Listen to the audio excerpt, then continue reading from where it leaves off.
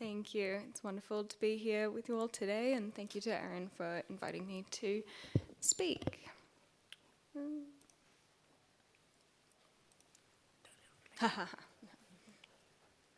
Okay, so today I'll be telling you a little bit about the standard, which is a questionnaire measure that we're developing as a tool for acquiring reproductive health history data across the lifespan. So as we've already talked about today, it's really important that we're collecting these data. And one of the reasons that it's really important that we're collecting these data is that we have a cycle where we don't have the data that we need.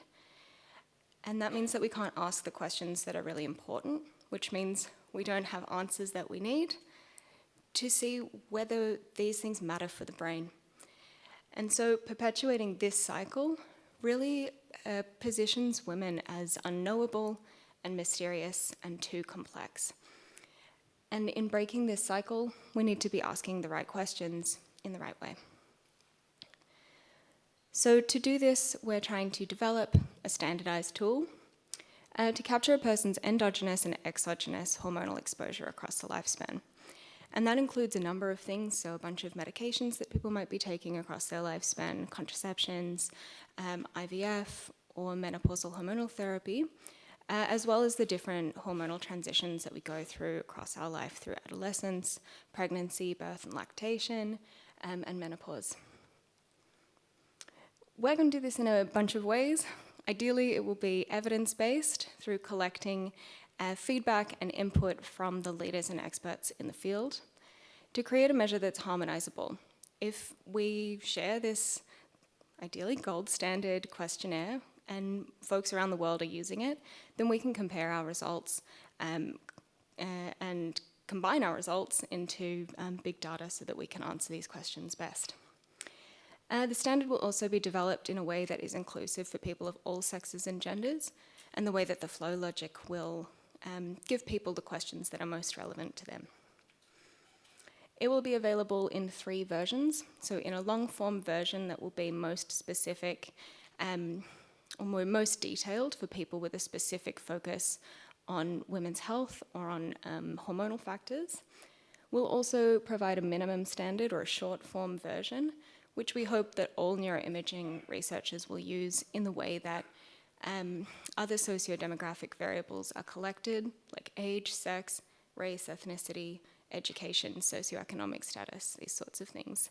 We're hoping that these become standard reporting variables for all neuroimaging research. And we'll also provide a longitudinal form which won't repeat questions that are stable over time. I won't tell you much more about developing the standard. We have a talk later in the afternoon today, so if you want to come by, then do. But we're in this central cycle at the moment where we're drafting and redrafting to get the questions right before we present them. But what I will tell you about is some considerations and challenges for developing this questionnaire.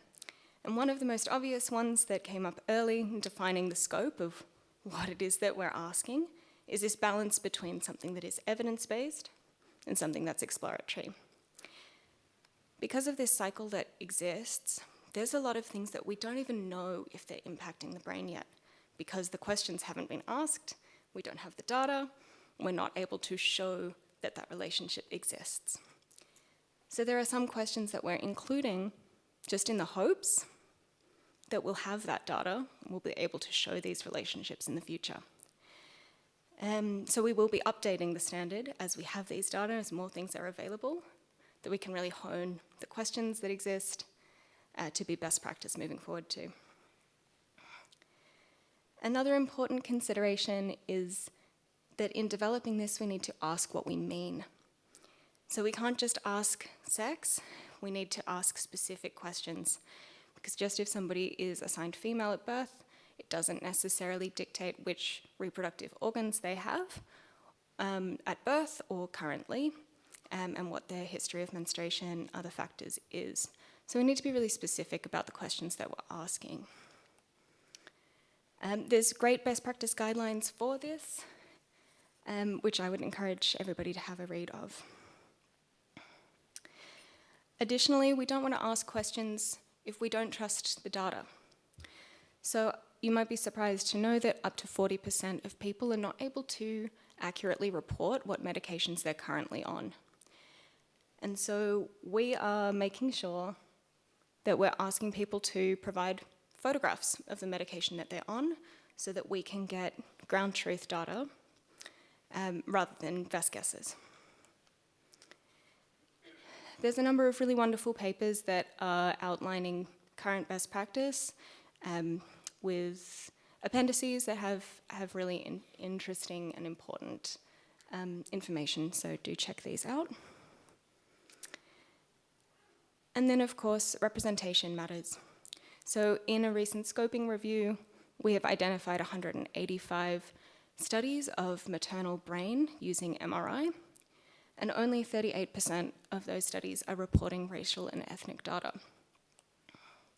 Of those studies that do report, it's almost 50% white women. And these last three columns here together represent about 25% of the studies which are reporting racial or ethnic data in a way that is not useful or inappropriate. Additionally, there's an underreporting of SES in income and education, and this 45 number here is about a quarter of all studies that report none of these variables.